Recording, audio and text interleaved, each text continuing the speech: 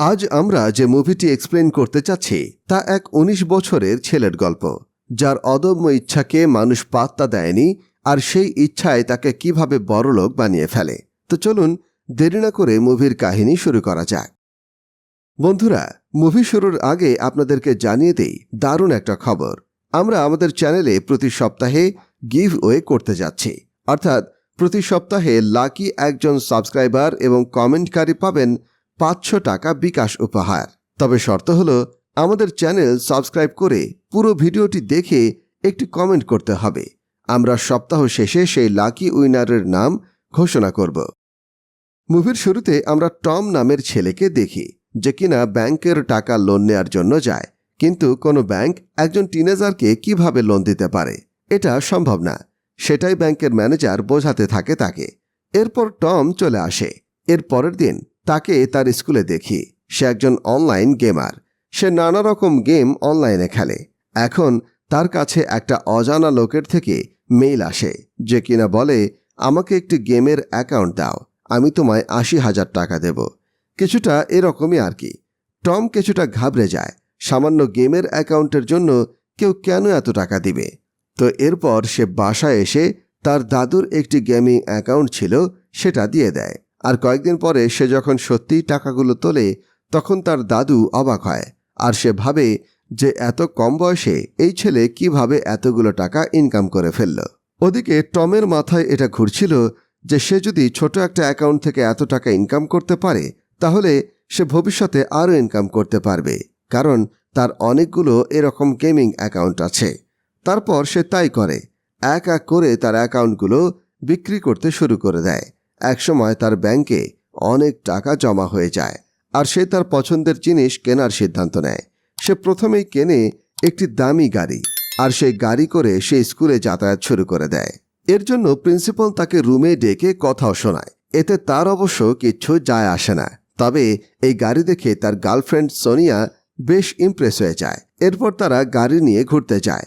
বাড়ি ফিরে টম তার বাবা মায়ের মুখোমুখি হয়, যাদের আর্থিক অবস্থা এতটাও ভালো ছিল না। টমের পড়াশোনার জন্য অনেক খরচ হয়ে গেছে। তাই তারা যখন টমের গাড়ি দেখে তখন ঘাবড়ে যায়। টমের মা তার কাছে জানতে চায় সে কোনো বেআইনি কাজ বা জুয়া খেলে কিনা। টম সোজা বলে দেয় সে অনলাইন গেমিং অ্যাকাউন্ট সেল করে এবং এর মাধ্যমেই সে এত টাকা ইনকাম করে। তো বাবা মায়ের কথাতেও টমের কোনো পরিবর্তন হয় না। সে গেম খেলা চালিয়ে যায়। এভাবে কয়েক মাস কেটে যায়, আর টমের মধ্যে অনেক পরিবর্তন এসেছে। সে আর আগের মতো নেই।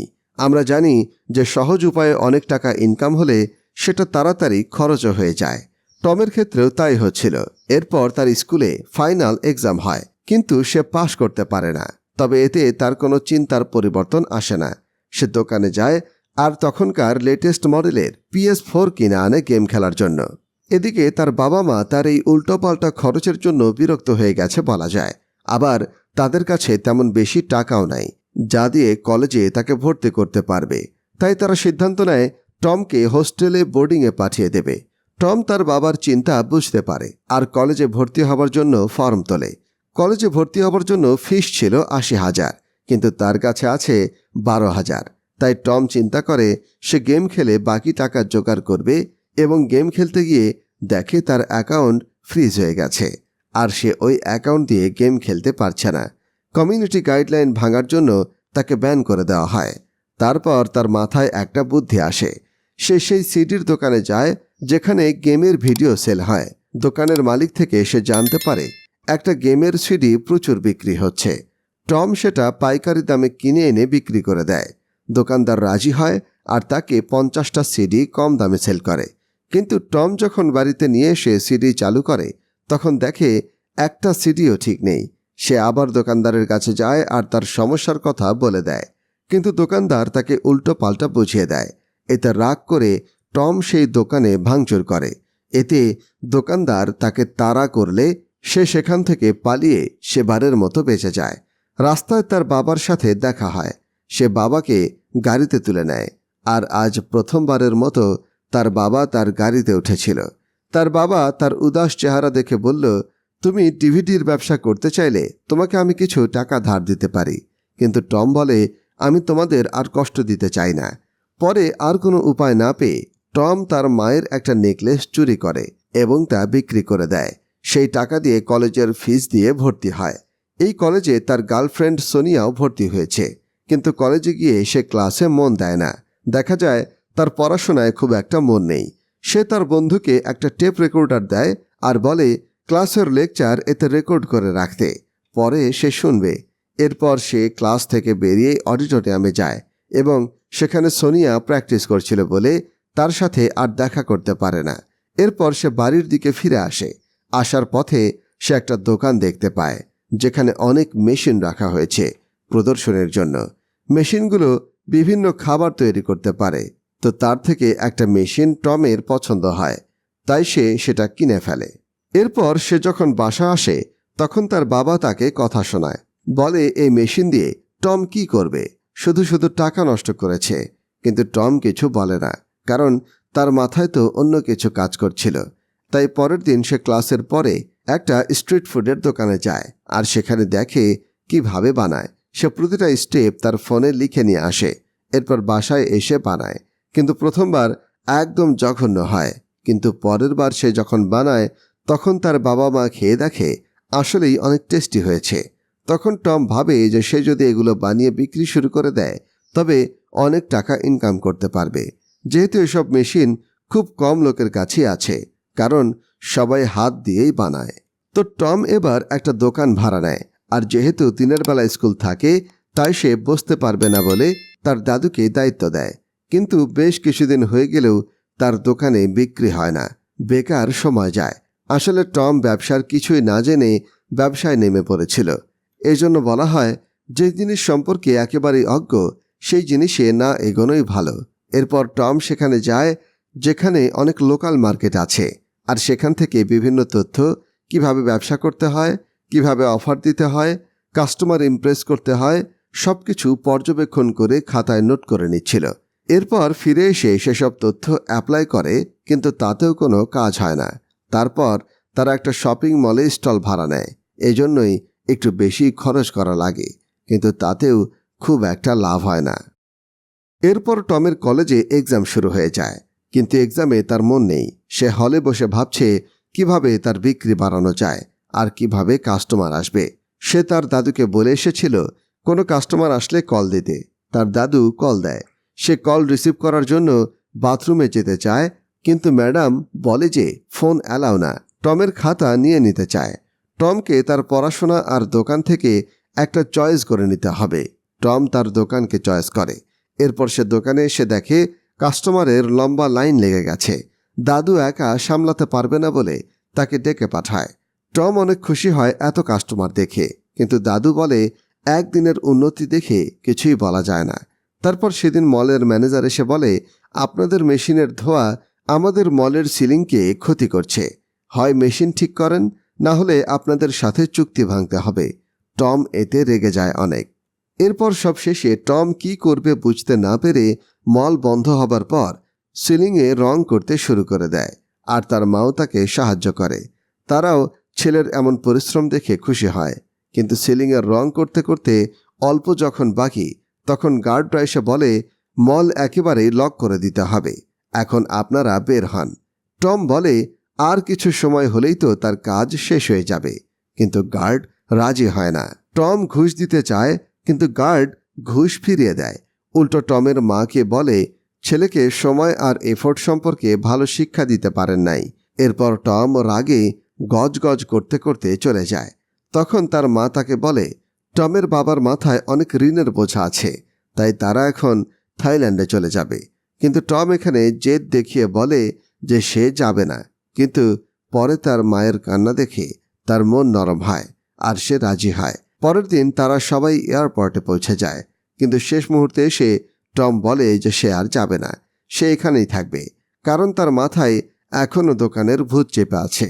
তো তার বাবা মা অনেক বোঝালেও সে রাজি হয় না। সে জীবনে অনেক বড় হতে চায় আর আবার আগের মতো টাকা কামাই করতে চায়। তাই সে বাবা মাকে বলে যে যেদিন তার পড়াশোনা শেষ হবে সেদিন সে থাইল্যান্ডে যাবে। বাবা মায়েরও একা এখানে ছেলেকে ফেলে রেখে যেতে ভালো লাগে না, তবুও তারা যায়।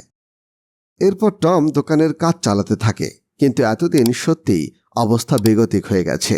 ম্যানেজার এসে টমের সাথে কন্ট্যাক্ট ক্যান্সেল করে দেয়। এখন টম কি করবে বুঝতে পারে না। তার সমস্যা যেন দিন দিন বেড়েই চলেছে। এরপর দিন টমের বাড়ি বাজেয়াপ্ত করা হয়, কারণ তার বাবা মা ঋণ পরিশোধ করতে পারেনি। তাকে বাড়ি থেকে বের করে তালা ঝুলিয়ে দেওয়া হয়। টমের এখন অসহায় অবস্থা। আগে গেল দোকান, এরপরে বাড়ি। টম একেবারেই একা হয়ে যায়, আর তার ফ্যামিলিও তার থেকে অনেক দূরে আছে। সে কি করবে বুঝে উঠতে পারে না। এরপর একদিন সোনিয়া আসে দেখা করতে টমের সাথে। সে অনেক বকাঝকা করে, কারণ টম তার কল মেসেজ কিছুরই উত্তর দেয় না। টম কি বলবে বুঝতে পারে না। সে শুধুই কান্না করতে থাকে। এরপর সোনিয়া তাকে সান্ত্বনা দেয়। তারপর তারা গাড়ি করে ঘুরতে বের হয়। সোনিয়া তার সাথে আনা একটা স্ট্রিট ফুড সিবিন খেতে দেয়, যেটা আসলেই খুব টেস্টি ছিল এবং টমের খুবই ভালো লাগে। সে পুরোটাই খেয়ে ফেলে, আর তখন সে চিন্তা করে এই স্ট্রিট ফুড তার শহরে এখনও আসেনি। আমি যদি এটা বিক্রি করা শুরু করি তবে অনেক লাভ করতে পারবো। এর জন্য আগের মেশিন বিক্রি করে দেয় এবং সে নতুন আরেকটা মেশিন কেনে এবং কিছু সিবিন কিনে আনে। তবে সবচেয়ে কঠিন কাজ ছিল টেস্ট একই রকম বানানো। টম অনেক চেষ্টা করেও টেস্ট আনতে পারে না। তার দাদুও চেষ্টা করে, কিন্তু কাজ হয় না। এরপর একদিন সে বাড়ি ফেরার পথে প্রচুর বৃষ্টি হচ্ছিল, আর সে বাড়ি ফিরে দেখে তার দাদু মেঝেতে পড়ে আছে রক্তাক্ত অবস্থায়। সে আসলে পিছলে পড়ে যায়। টম তাকে দ্রুত হাসপাতালে নিয়ে যায় আর প্রার্থনা করতে থাকে যেন দাদুর কিছুই না হয়। দাদুর কিছুই হয় না তেমন, সে বেঁচে যায়। এখন দাদু অসুস্থ, সব কাজ তাকে একাই করতে হচ্ছে, আর এখনও সেই টেস্ট সে আনতে পারেনি। তবুও সে হাল ছাড়ে না। আর গত রাতের বৃষ্টিতে সব সি বিনস ভিজে যায়, কিন্তু পলিথিন মোড়ানো থাকায় ভেতরে পানি যায় না। টম সেগুলো ভেজে ফেলে, দেখা যাক কি হয়। কিন্তু যখন সে টেস্ট করতে যায় তখন বুঝতে পারে এখন পারফেক্ট টেস্ট এসেছে। মানে সি বিনের আসল রহস্য এটি ভিজে যাওয়া, যেটা বৃষ্টির পানির জন্য। টম জানতে পারে। এরপর সেই কথা দাদুকে বলতে হাসপাতালে যায় আর টেস্ট করায়। দাদুও খেয়ে খুব ভালো বলে। পরের দিন টম এই মলে আবার স্টল নেয়, আর এবার বাসা থেকে ভেজে নিয়ে যাবে, তাই ধোয়ার প্রবলেমও হবে না। ধীরে ধীরে তার প্রোডাক্ট বিক্রি হতে শুরু করে আর বাড়তে থাকে। টমের একটাই লক্ষ্য, যেভাবেই হোক তার বাবার কর্জ তাকে শোধ করতেই হবে। এরপর টমের মা ফোন করে আর জানতে চায় যে সে ঠিকমতো কলেজে যাচ্ছে কিনা। টম মিথ্যা বলে। এরপর বাবার কাছ থেকে জানতে চায় তার লোন কত টাকা। টম ভাবে হয়তো 1-2 মিলিয়ন হবে, কিন্তু তার বাবা বলে 40 মিলিয়ন, যা শুনে টমের তো হুঁশ হারিয়ে যাওয়ার অবস্থা। এত টাকা জোগাড় করতে গেলে টমের সারা জীবন চলে যাবে। ঘরে এসে সে উদাস মনে গান শুনতে শুরু করে, কিন্তু তার রেডিওর ব্যাটারি শেষ হয়ে যাওয়ায় সে ব্যাটারি কিনতে বের হয়। তারপর সেখানে 7-Eleven কোম্পানির লোগো দেখে ফেলে, আর তখন তার মাথায় আইডিয়া আসে। এই কোম্পানি অনেক বড় একটি কোম্পানি, পুরো দেশে এদের বিজনেস আছে, স্টোর আছে। যে কোনোভাবে এদের দিয়ে প্রোডাক্ট প্রমোশন করাতে পারলে অনেক সেল হবে আর অনেক টাকাও জোগাড় হবে। পরের দিন সে কোম্পানিটিতে যায় প্রোডাক্ট প্রমোশনের জন্য। এখানে আরও অনেক লোক আসে। টম অন্যদের পর্যবেক্ষণ করে কে কিভাবে তাদের প্রোডাক্ট প্রেজেন্ট করে। এরপর টমের সময় আসলে তাকে রিজেক্ট করা হয়, কারণ তার প্রোডাক্টের প্যাকেজের আকর্ষণ নেই আর দাম ঠিক নেই। টম রাগ করে চলে আসে। এদিকে সোনিয়া এসে টমের উপরে চিল্লাপাল্লা করে। সে বলে, তোমার এসব ছেড়ে পড়ায় মন দেওয়া উচিত। কিন্তু টমের মাথায় অন্য চিন্তা। সে সোনিয়াকে ফিরিয়ে দেয়। এখান থেকে তাদের মধ্যে বিচ্ছেদ হয়ে যায়। এরপর টম ভাবতে থাকে কি করলে তার প্রোডাক্ট সেল হবে সারা দেশে। এরপর সে একটা প্যাকেজ কোম্পানিতে যায় আর প্যাকেট তৈরি করে, যা আকর্ষণীয়। এরপর তা নিয়ে আবার সে কোম্পানিতে যায়, কিন্তু আজও সে পাত্তা পায় না। তাই সে বুঝতে পারে যে এরা তাকে সেভাবে আমলে নিচ্ছে না। তখন সে লিফটে তার প্রোডাক্ট প্যাকেজ রেখে চলে আসে, আর সেখান থেকে এটা অনেক কর্মচারী এবং শেষে ম্যানেজারের হাতে যায়। তারা টেস্ট করে দেখে আসলেই এটা অনেক টেস্টি, আর এই ছেলের মধ্যে অনেক দম আছে। পরের দিন তাকে কোম্পানিতে ডেকে পাঠানো হয়। এখানে সে এতগুলো বয়স্ক বিজ্ঞ লোকের মাঝে 19 বছরের ছেলে মাত্র। তবে সে একটা কোম্পানির সিইও বলাই যায়। এরপর কোম্পানি থেকে তাকে বলা হয়, তোমার প্রোডাক্ট আমরা খেয়ে দেখেছি, অনেক ভালো। এরপর তাকে 1 মাসে 70,000 প্যাকেটের অর্ডার দেয়। কিন্তু এত কিভাবে পারবে ভাবতে থাকে টম। তবুও হ্যাঁ করে দেয়। তারপর তাকে জানানো হয় তার ফ্যাক্টরি ভিজিটে যাবে কোম্পানি, সবকিছু ঠিক আছে কিনা তা দেখতে। টম বাসায় এসে ভাবে সে তো গ্যারেজের পাশে ফাঁকা জায়গায় ফ্যাক্টরি বানাতে পারে, তার তো অন্য কোথাও ফ্যাক্টরি নেই। এজন্য সে লোন নিতে যায় ব্যাংকে। আর এই সিন শুরুতেই আমরা দেখেছিলাম। ব্যাংক তাকে একটা টাকাও লোন দেয় না, তাই সে বাইরে এসে কি করবে ভাবতে থাকে আর তার গাড়ি বেচে দেয়। এরপর ছোট একটা ঘর ভাড়া নেয়, তাতে সব সেট করে নেয়। এরপর স্টেশনে সোনিয়াকে দেখতে পায় আর টম তার সাথে গিয়ে কথা বলতে চায়, কিন্তু দেখে সোনিয়ার এখন বয়ফ্রেন্ড হয়ে গেছে। টমের মন ভেঙে যায়, কিন্তু এখন মন ভেঙে গেলেও তার পুরো ফোকাস ক্যারিয়ারে। পরের দিন ভিজিটে আসে কোম্পানি আর দেখে কিছু খুঁত পাওয়া যায় কিনা, কিন্তু ম্যানেজার বলে তুমি এত অল্প বয়সে এত কিছু করেছো দেখে হয়তো কোম্পানি তোমার ছোট ভুলগুলো মেনে নেবে। টম অনেক আশা করে আছে, কারণ সবকিছু বাজি ধরেছে এর পেছনে। এরপর ঘর হাতছাড়া হয়ে গেলে কই থাকবে ভাবতে থাকে।